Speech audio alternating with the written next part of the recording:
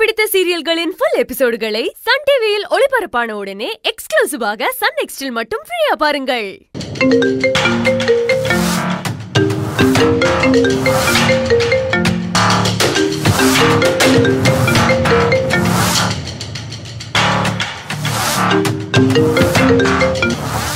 Hello அண்ணா, என்னென்ன ஒரு phone கூட பண்ணி என்ன ஏதுன்னு விசாரிக்க மாட்டேங்கிறீங்க?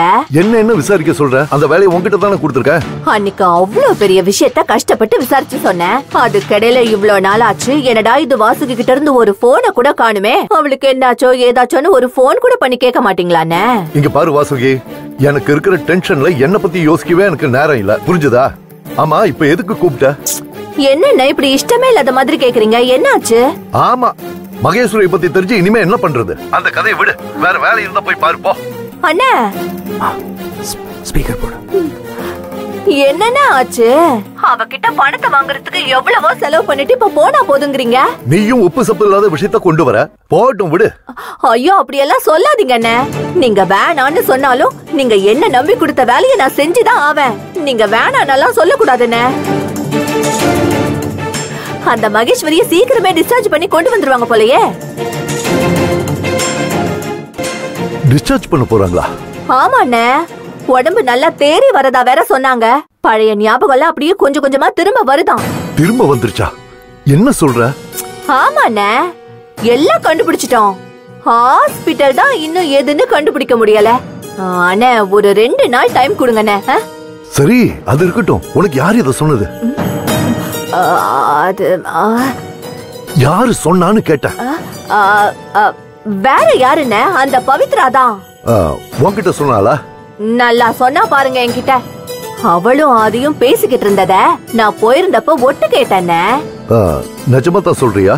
ஐயோ அண்ணே, இப்படி எல்லாம் கேட்காதீங்கண்ணே. அப்போ இவ்வளவுதான் நீங்க மேல வச்சிருக்கிற நம்பிக்கையா? சொல்லுங்க. இங்க பாருங்க, நீங்க பணம் தரீங்கனால நான் இதை செய்யல. உங்க மேல இருக்கிற மரியாதைக்கும் அன்புக்கும் கட்டுப்பட்டு தான் நானும் மனவும் இதை செய்யறோம். எங்க போராத நேரம் கை நீட்டி காசு வாங்குற மாதிரி ஆயிப்போச்சு. எங்களை ஆண்டவன் நல்லா வச்சிருந்தா நான் என்ன உங்ககிட்ட இதெல்லாம் எதிர்பார்க்க போறேன்? சரி, என்னைக்கு டிஸ்சார்ஜ் பண்றாங்கன்னு ஏதாவது சொன்னாலா? இல்லண்ணே, பொத்தாம் பொதுவாதான் சொன்னா. நான் விசாரிக்கிறேன்னு, கொஞ்சம் டைம் கொடுங்களேன். சரி, நீ ஒண்ணு பண்ணு. எவ்வளவு சீக்கிரம் முடியுமோ அவ்வளவு சீக்கிரம் எந்த ஹாஸ்பிட்டல் என்னைக்கு டிஸ்சார்ஜ்ங்கிற விவரத்தை மட்டும் என்கிட்ட சொல்லு. அண்ணே, கண்டிப்பா செய்யறேண்ணே. நீங்க சொல்லலனாலும் நானும் மனவும் அது சம்பந்தமா தான் வெயில்னு கூட பாக்காம அலைஞ்சுகிட்டு இருக்கோம். ஒரு ஜூஸ் குடிச்சா கூட 200 ரூபாய் ஆகுதுண்ணே. பெட்ரோல் விலை வேற ஏறிக்கிட்டே போகுதுண்ணே. சரி வை, நான் பணம் போட்டு வர்றேன். வேலையை சீக்கிரமா முடிக்க பாரு. சரிண்ணே. என் மனசு உங்களுக்கு தானே சட்டுன்னு புரியுது.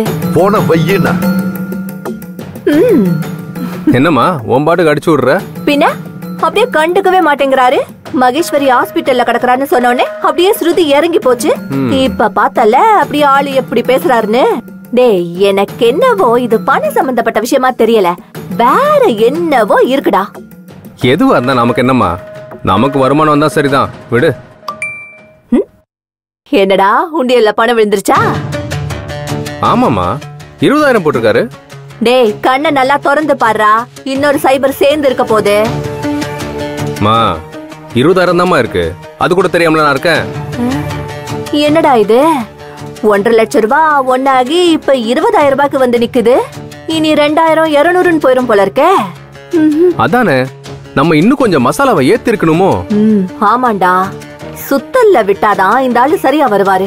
ஹாஸ்பிட்டல் பேரை சொல்றதுக்குள்ள இந்த ஆள் கிட்ட 5 லட்சமாவது வாங்காம விடக்கூடாதுடா.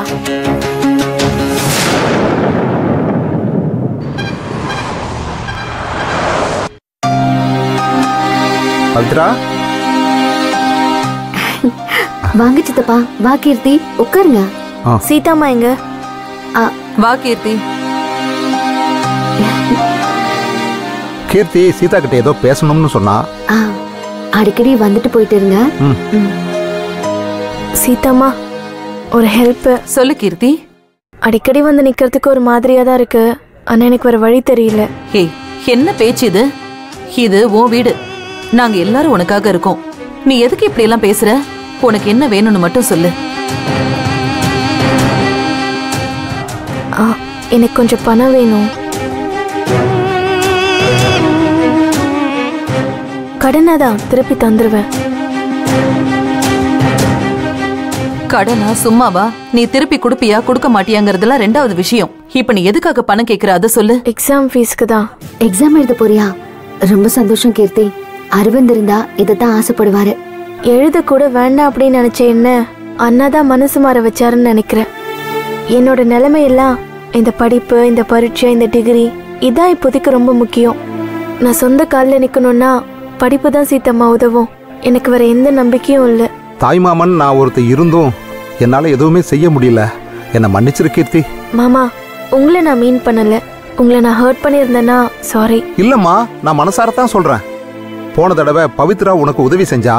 உன் கெட்ட நேரம் ஆக்சிடென்ட் ஆகி உன்னால எக்ஸாம் எழுத முடியாம போயிருச்சு. நடந்ததெல்லாம் விடுங்கண்ணே. அது சரி கீர்த்தி, இத உரிமையா கேக்குறதுல உனக்கு என்ன அவ்வளவு தயக்கம்? பிறந்த வீட்டுக்கு வரலாம், சாப்பிடலாம், போலாம். இதுக்கெல்லாமா பணம் கேட்பாங்க? நியாயப்படி மனோதான் இதை செய்யணும். அதான். அவன் பேச்சு விடு. உனக்கு எவ்வளவு பணம் வேணும் அதை சொல்லு. 5000 ரூபாய். எப்ப கட்டணும்? இன்னைக்குதான் லாஸ்ட் டேட். லாஸ்ட் டேல தான் வந்து நிப்பியா? என்ன பழக்கம் இது? உங்ககிட்ட கேக்குறதா மனோ கிட்ட கேக்குறதாங்கிற தயக்கத்துல இருந்துட்டேன் சீதாம்மா. இவ ஒருத்தி. சரி நீ உட்காரு, நான் போய் பணம் எடுத்துட்டு வரேன். அண்ணா ஏன் நிக்கிறீங்க? உட்காருங்க. உட்காரு.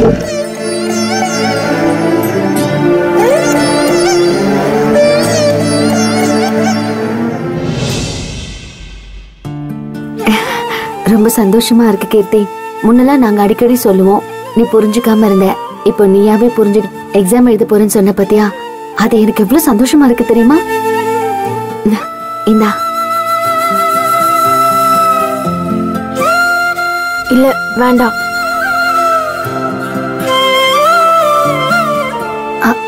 வாங்கிக்க. சீதாம்மா அப்பா கிட்ட வாங்கிட்டு வராங்க. இருக்கட்டுமே, இதையும் வாங்கிக்க. ஸ்டடி மெட்டீரியல்ஸ் எல்லாம் வாங்க வேண்டியிருக்கும். மத்த தேவைகளும் இருக்கும்ல, வாங்கிக்க. இல்ல, உங்ககிட்ட நான் எந்த உரிமையில வாங்குறது?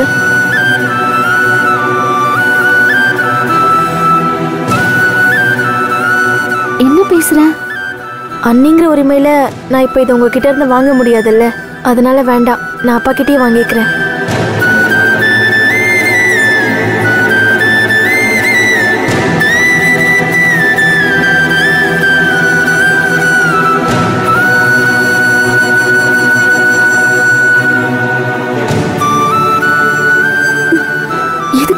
பேசுற?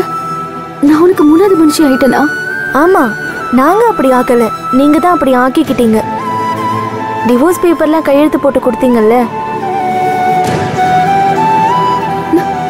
சித்தப்பா என் கையால வாங்க மாட்டாளா?